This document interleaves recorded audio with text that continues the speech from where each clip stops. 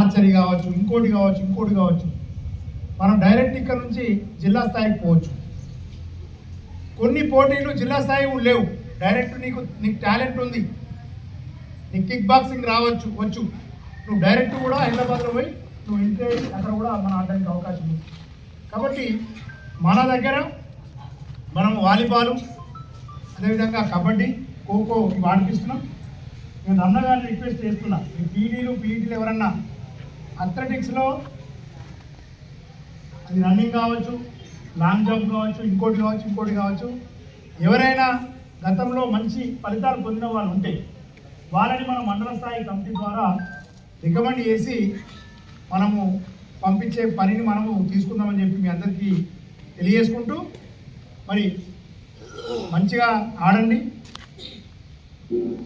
ఇక్కడ మీ అందరికి కూడా మంచిగా మధ్యాహ్నం ఆడుకోవడానికి, శక్తి ఇవ్వడానికి మంచి నీళ్లు, మంచి ఆహారం కూడా ఏర్పాటు చేసినాం. గేమ్స్ను మంచిగా స్నేహపూర్వకంగా ఆడాలి, కొట్లాడద్దు.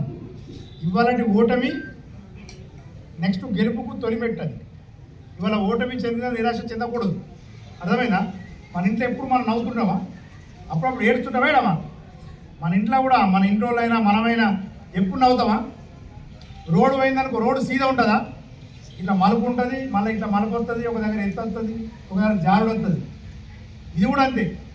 మనం ఒక పోటీలో చిన్న మిస్టేక్తో ఓడిపోవచ్చు, కానీ ఏ మిస్టేక్ మనం చేసినాం అనేది మన మైండ్లో తెలిస్తే మనకన్నా అవతలోడు ఎందుకు మంచిగా ఆడగలిగింది వాలీబాల్లో, మనకంటే అవతలోడు ఎంత స్పీడ్గా ఉరికి ఖోఖోలో నన్ను ముట్టించుకున్నాడు అనేది నువ్వు నేర్చుకోగలిగితే నువ్వు నెక్స్ట్ టైం ఇవాళ ఓటమితో రేపటి గెలుపుకి మెట్టును సాధించే అవకాశం ఉంటుందని చెప్పి మీ అందరికీ తెలియజేసుకుంటూ, మరి ఈరోజు ఎవరైతే విన్నర్స్ ఉన్నారో వీళ్ళందరికీ కూడా మళ్ళా మేము మెమోంటోస్ కూడా అందజేయడం జరుగుతుంది.